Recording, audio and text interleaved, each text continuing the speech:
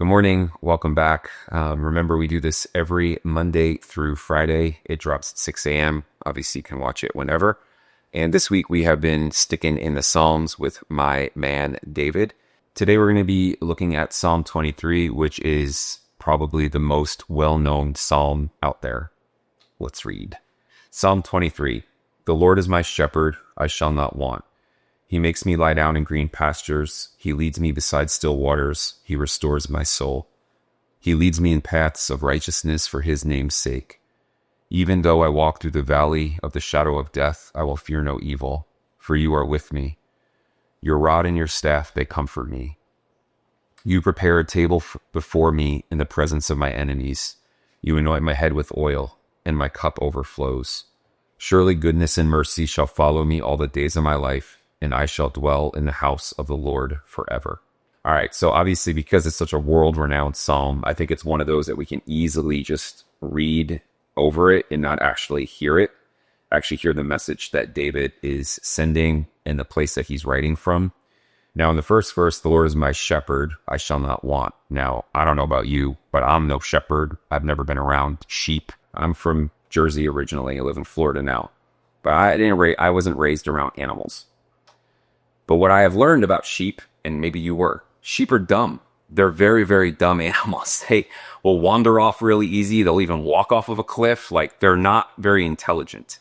And that's not to demean us, but our humanity compared to God's divinity, we kind of are really limited.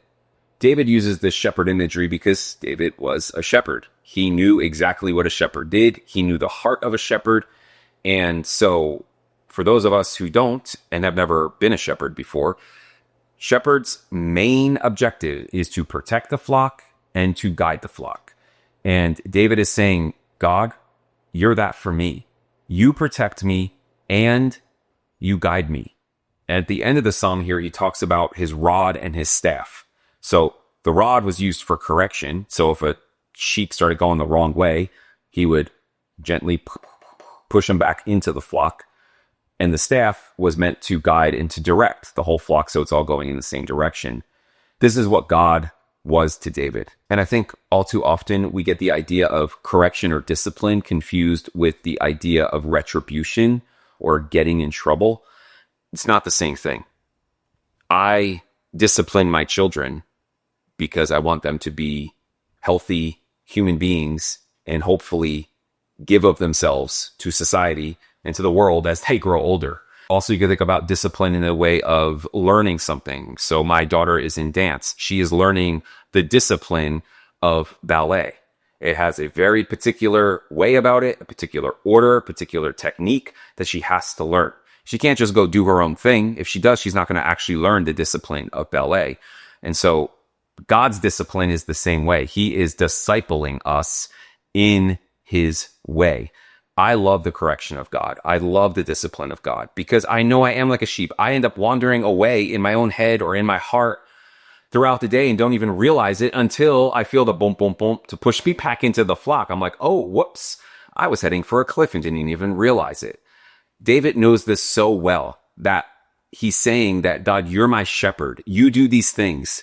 I trust you so deeply to discipline me and to direct me. Because of this revelation, he knows what comes of that. The fruit of living that way is that God will lead him to a place of peace, a place of vegetation, a place where there is still waters and that there is lush grass. Of course, David is speaking metaphorically. This is a poem.